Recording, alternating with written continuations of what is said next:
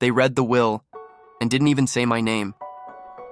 I sat in that room, surrounded by wilted flowers, heavy perfume, and fake sympathy, listening as everything was handed to my sister. The house, the business, the legacy, and me? I was just there, a background extra in the last act of a family drama I never really belonged to. But this isn't just about being excluded. This is about the silence they used to erase me, and the truth I found buried behind a locked door. Because when you spend your whole life being ignored, eventually, you learn how to be unforgettable. My name is Andrew, and this is the story of how I took back what was mine. They left everything to her, and didn't even look at me. In that stuffy room, smelling of decaying flowers and expensive perfume, the lawyer read my parents' last wishes with the calm of someone who didn't have to deal with the consequences. I was sitting in the corner, sweating in a suit I hadn't worn in years, feeling my throat dry out with every sentence. Brooke, next to me, listened with the serenity of someone who already knew the end of the story. All assets, properties, and business holdings will be transferred in full to Brooke Johnson. The name echoed like a punch in my chest. No one reacted. Not a whisper.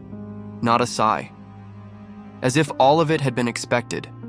As if I wasn't even there, listening to the fact that I wouldn't inherit not even a single chair from the room I grew up in. Brooke nodded, thankful, almost moved. Her performance was perfect. Even the way she held the handkerchief in her lap seemed rehearsed. I, on the other hand, felt my face burn. 28 years trying to be seen. 30, if you count since I was born. It wasn't about the money. Not really. It was about what it meant. About the final confirmation of a truth I'd been swallowing since I was a kid. I was the invisible son. And she, the star of the house. When the lawyer finished, there was a strange silence. No one stood up. Neither did I. I stayed there, staring, at a fixed spot on the wall, trying to understand at what point I lost my place in that family. Or if I ever had one. After the reading, Brooke came closer. She had that sweet and ambiguous look, like someone apologizing for something they didn't do, but who still enjoys the benefit. I know that was hard to hear, Andrew, she said, but it was their wish. Their wish? I asked. Or yours? She didn't answer, just smiled with her eyes. That night, there was a dinner for close friends. Brooke raised her glass and made a toast to our parents. I watched everything from a distance, leaning against the wall like a stain out of place in the tapestry of the perfect family. While she spoke about love, legacy, and gratitude, I could only think of one thing. This was never about affection. It was about control. I remembered when we were kids.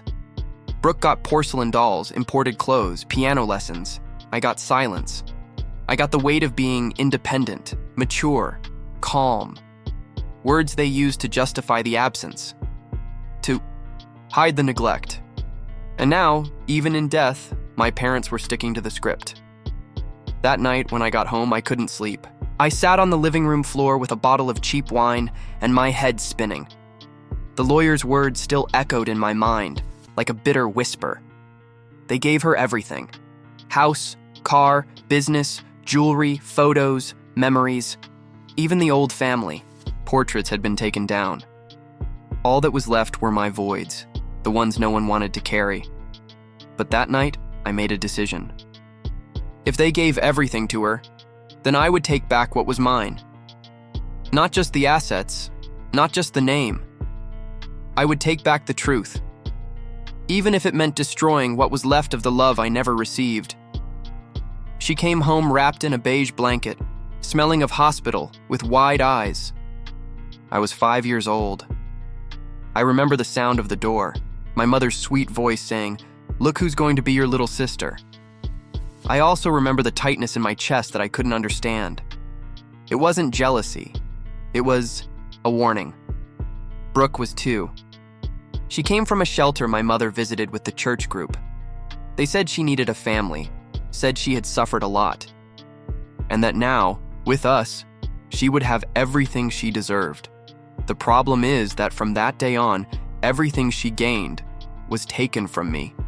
Not in a cruel way, not with yelling. It was more elegant than that, a subtle exchange, disguised as kindness. They told me I was the older one, that I would understand. So when she cried, it was Brooke who got the hugs. When I cried, I got silence and the promise that I was strong. I tried to convince myself that it was normal. But it wasn't. She got porcelain dolls with names and dresses. I got books with no dedication. She had themed birthday parties with hired photographers. I got last-minute store-bought cakes. Over time, I stopped asking. Then, I stopped hoping. And finally, I stopped feeling. I remember once, I must have been 8 years old, I drew a picture and left it at my mother's bedroom door. It was a family. Dad, Mom, me, and Brooke. In the drawing, everyone was smiling. Even me. She glanced at it quickly, gave a half smile and said, "How cute, you put Brooke in the middle." That hurt in a way I couldn't explain. At 12, I overheard a conversation between my mom and a neighbor. "She's a gift from God. She brought peace to our home. She brought light." I was on the stairs, with a heavy backpack and my report card in hand. No one mentioned my name. At 15, I stopped calling out. I stopped trying. At 18, I left home as soon as I could. College, work, silence. My father never interfered. He always left the decisions to my mother. He was an absent man, even when he was present. And I learned to fit into that empty space. But what still haunts me today is how Brooke seemed to know. She never treated me badly. But she never treated me like a brother either. She was always polite, kind, cold, as if playing a role. I wasn't a rival. I was a background character, a distant echo who shared the same roof but not the same affection. Even so, part of me tried to believe we were a family, that all of it was just in my head, that someday things would balance out, but they never did. At my mother's wake, every framed photo on the table was of her with Brooke. No pictures of me, not even of the four of us together. Brooke received the condolences like the natural heir of an emotional empire I had never been a part of. People hugged her with words like, "You were everything to her. She loved you like her own blood," as if the real blood had been the mistake. That was when I realized I wasn't just the excluded one. I was the mistake they had learned to ignore with grace. And now, not even the will left me in doubt.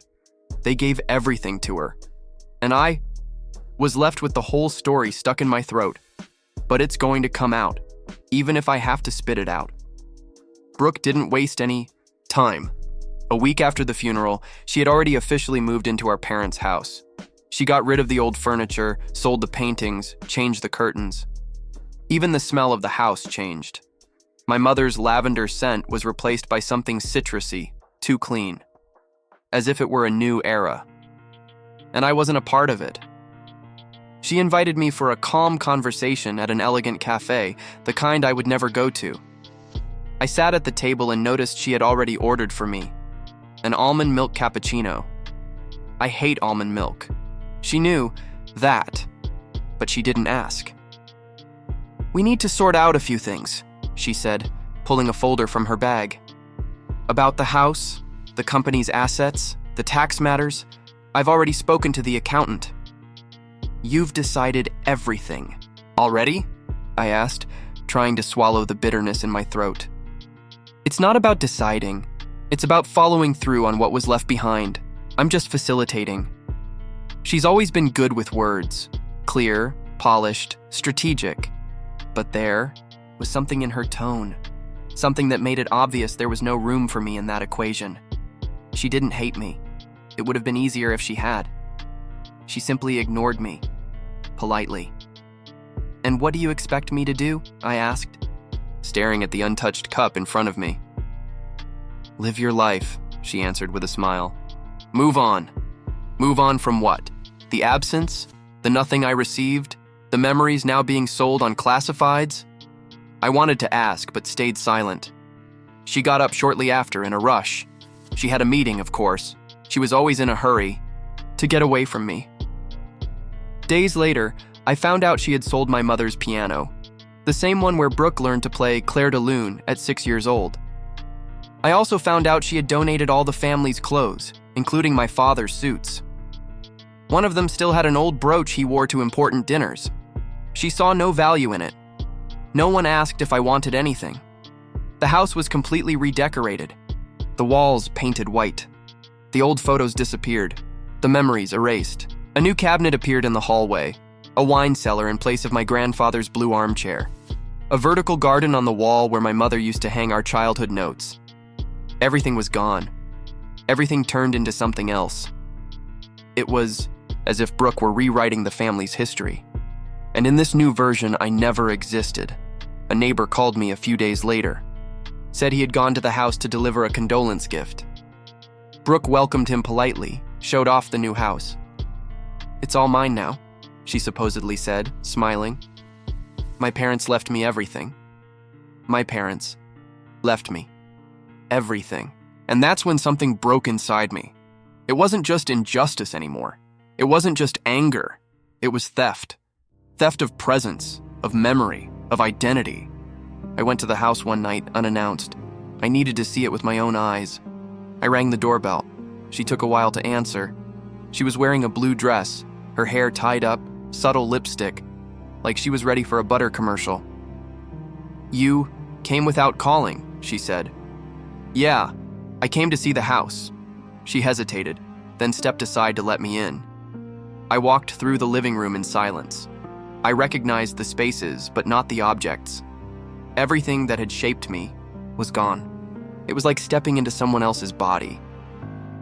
When I stopped at my parents' old bedroom, the door was locked. "What's in here?" I asked. "Files, delicate things." "Can I see?" She shook her head. "Now's not the time." I looked at her. For the first time, I didn't see the perfect sister. I saw a cold administrator of a legacy built on silence. I left with the certainty I needed. If she had control, it was because someone gave it to her.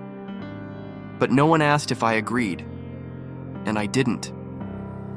The day after that visit, I couldn't think about anything else but that locked door. My parents' room. The place where, as a child, I used to hide behind the curtains during arguments. Where my mother spent hours writing letters she never sent. Where my father kept documents in a safe I never managed to open. Brooke said there were delicate things in there. I knew what that meant, secrets. And if there were secrets in that house, they were hidden in there. Locked away, just like I had been my whole life. I came back during the day, pretending I wanted to sort out some house matters. She hesitated but allowed it. She watched me from afar, like someone keeping an eye on an intruder pretending to be family. I waited for the right moment. When she stepped away to take a call, I went straight upstairs. The hallway was empty. The door to my parents' room was still shut, but now I noticed it had a simple latch, the kind you could open with any basic tool. I went back that night, calmly, with purpose. I forced the latch open with a screwdriver and stepped inside. The feeling was like breaking into a tomb. The smell was different from the rest of the house, preserved, frozen in time. The bed was neatly made with an old floral bed sheet. My mother's nightstand still had a picture frame turned face down. I touched it and flipped it over. It was a photo of me, alone, 7 years old, holding a toy. That image hit me like a slap, as if someone there at some point had actually seen me. I searched the closet. The clothes were gone. Only boxes remained. I grabbed the smallest one with a velvet lid. Inside, a stack of letters tied with a red ribbon. Most of them were addressed to someone named June. Aunt June, my mother's sister. I vaguely remembered her from Christmases where she always spent more time on the porch than inside. The living room. I opened one of the letters, dated 1999. June, I don't know what to do anymore. Robert is distant, cold, and now, with Brooke, everything has changed. He pretends he doesn't mind, but I see it in his eyes.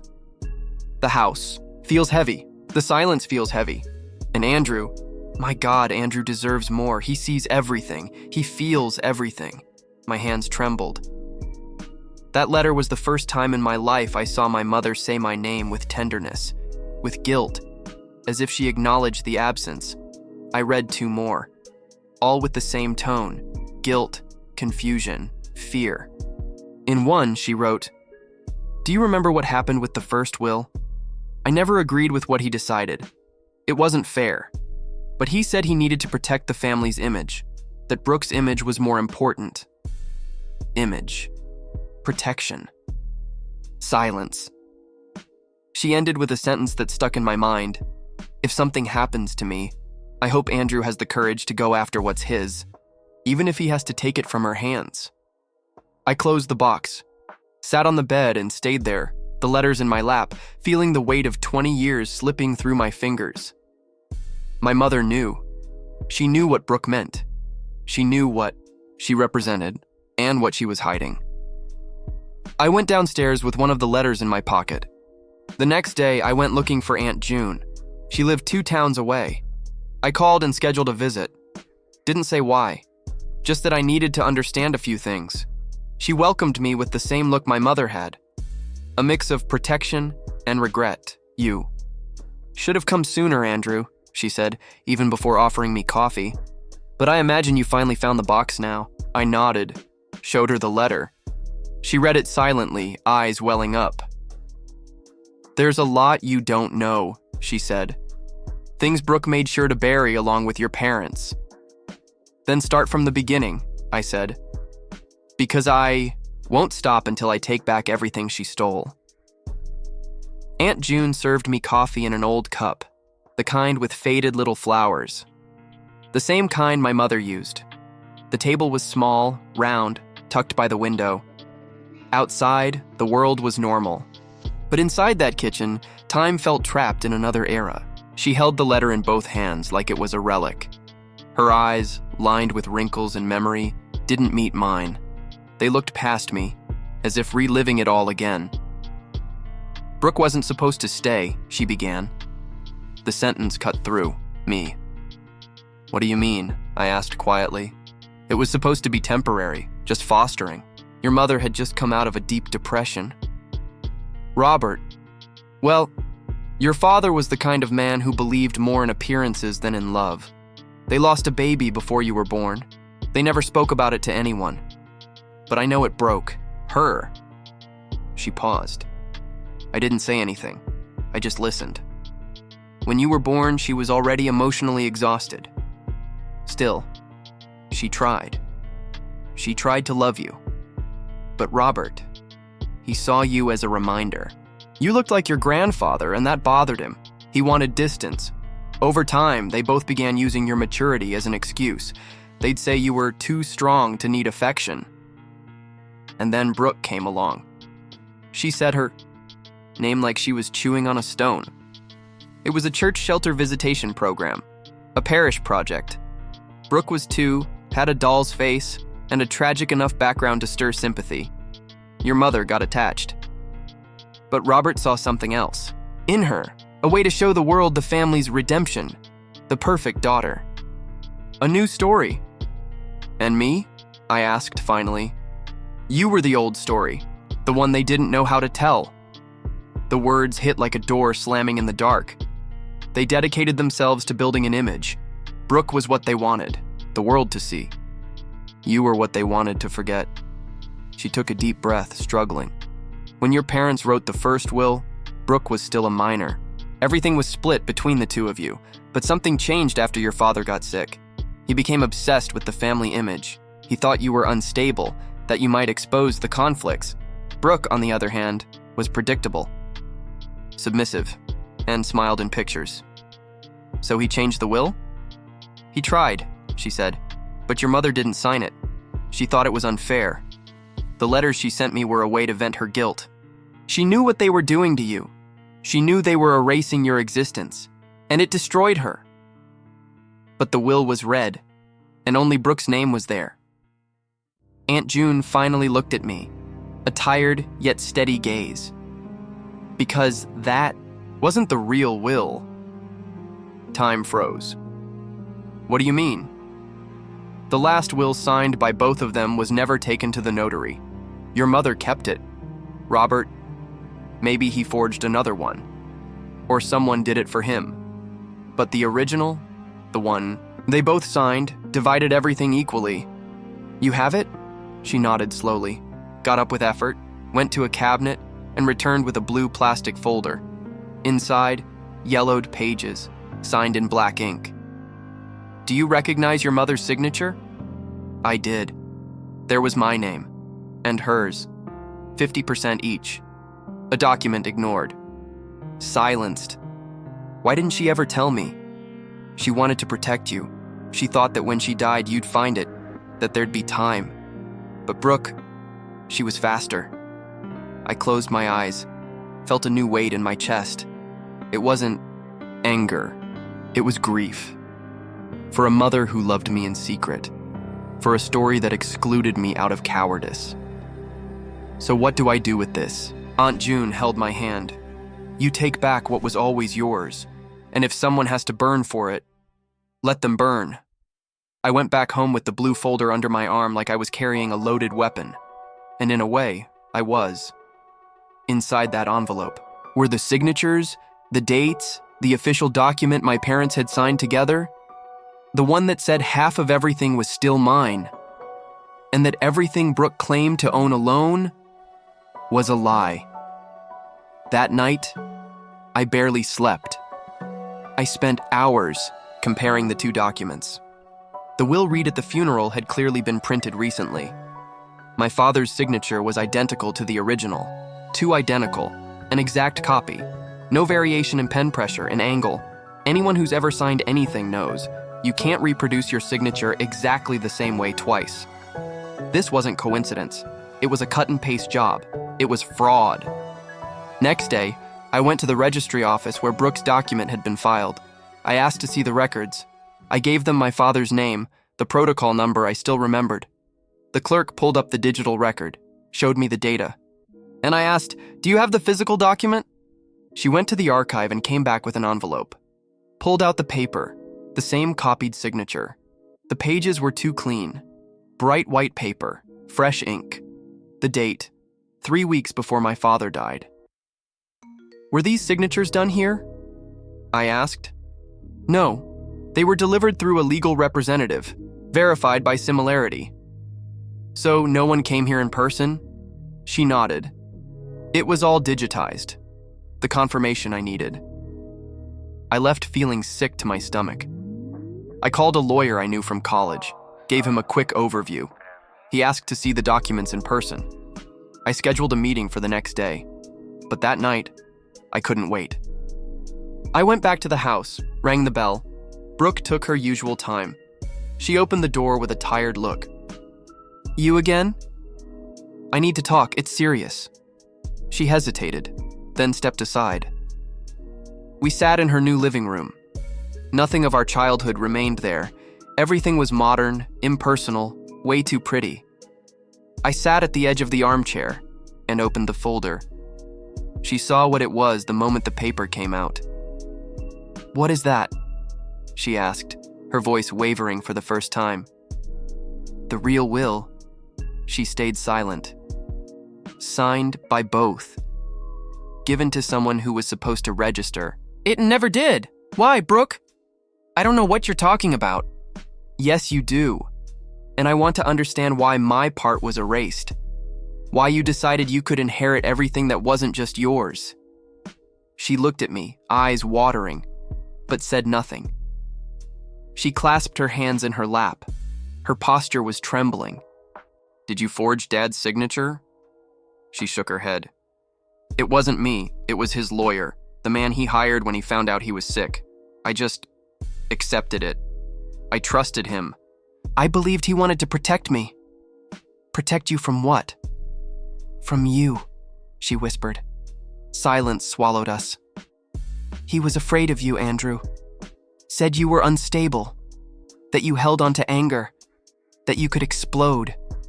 He wanted to make sure that after he died, I would be safe. And you thought it was fair to erase me? I thought it was convenient.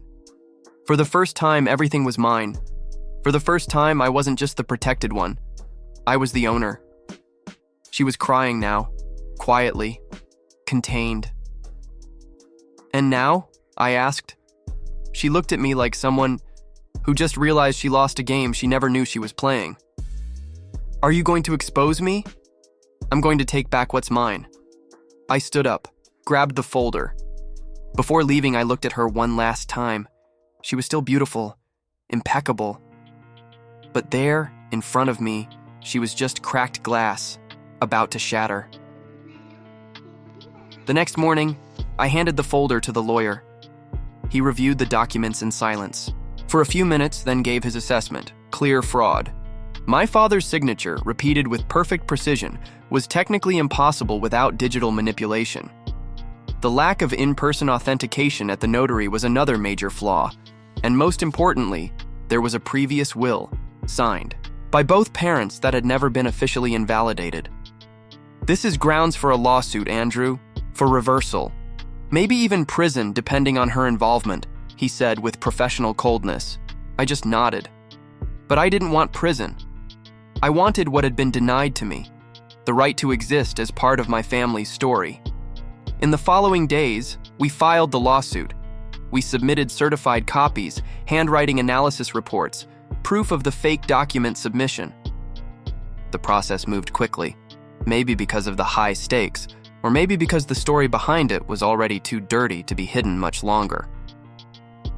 Brooke's lawyer tried to negotiate, offered a partial settlement, said no one wanted this, to become a scandal. I laughed for the first time in weeks. The scandal already existed. I was just shedding light on it. During the hearing, she tried to keep her composure, walked into the courtroom with her usual elegance. But something in her had changed. Her shoulders were lower, her gaze less direct, like she had finally realized losing control was a real possibility. We sat across from each other. She looked at me like she was hoping for mercy. But in that moment, I was no longer the forgotten brother. I was the man reclaiming everything that had been taken from him. The judge read the records, confirmed the validity of the original document, declared the forged will null, ordered the equal division of the inheritance according to the document signed by both parents. I didn't celebrate. I didn't smile. I just took a deep breath and felt, inside, a relief that wasn't victory. It was justice. Brooke left the courtroom without looking at me. The following week, half the house was legally mine. They offered me a sum to buy me out. I refused. I chose to keep my share, not for the money, but because I needed to walk into that house and know that finally, I existed there. Took an old box of photos from the basement. Almost all of them were of Brooke. In one of them, I appeared in the background, out of focus. I took that one. Had it framed. Placed it in the living room, right in the center of the bookshelf. It was my way of saying, I was here. I've always been here. I got back my share of the house, of the money, of the company. But more than that, I reclaimed my identity. And that, no judge could sign off on. No sister could deny.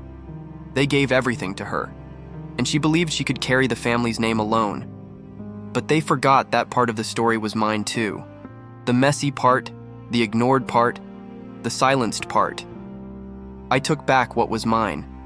And it wasn't just inheritance, it was space. It was a name. It was a place. It's been 3 months since the hearing. The house now has my key, a brand new duplicate on my keychain, carrying the symbolic weight of 30 years. I come and go as I please. Walk through the halls without asking. Open drawers, go through cabinets, leave the lights on. I even have a room of my own now, where I set up an office with a view of the backyard. All of it is mine, by law, by blood, by right. But it doesn't feel like home. What I gained was space, yes. But the space is empty. What was lost? The time, the affection, the place in the story that can't be recovered. The truth set me free, but it also left me alone. The price of being seen was this: looking around and realizing that now that I have everything, I have no one. Brooke. Hasn't spoken to me since. I heard she moved to another state, sold what she could from her share and vanished. Maybe she's ashamed, maybe angry, or maybe relieved. I don't hate her. I did once, but now she's just a name in my story. A name that took my place for a while, and now left carrying what was left of her. I found more letters from my mother.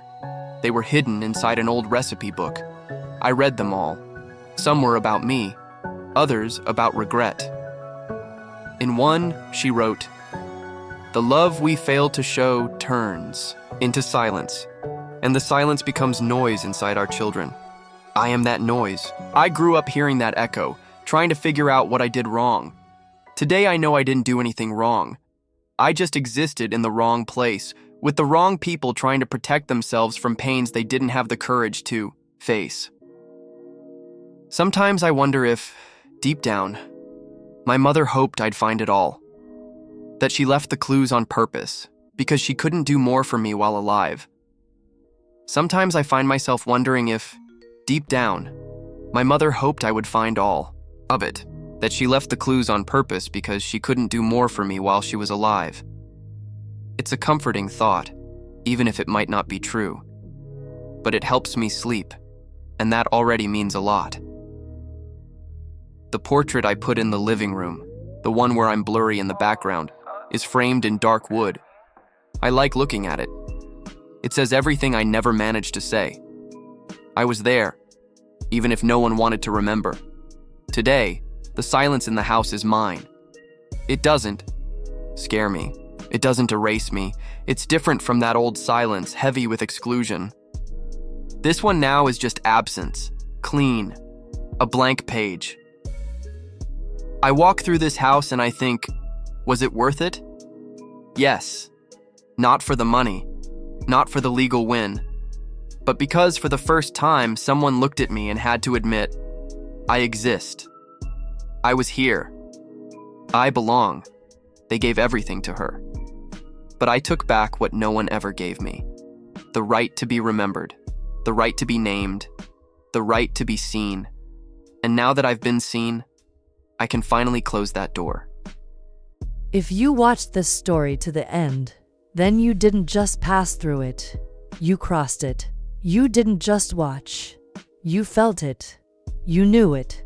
You were a witness to something almost no one sees. When someone finally takes back what's theirs, comment below, "I saw Andrew," and leave a magnifying glass emoji in the comments. It's our code. When I see that symbol, I know you saw it all. I like every comment with that mark, because those who stay until the end deserve to be remembered. If this story moved you, subscribe to the channel, hit the notification bell, and leave a like. Not for me, but for all the stories still waiting to be seen. See you in the next confession, or in the next silence someone finally decided to break.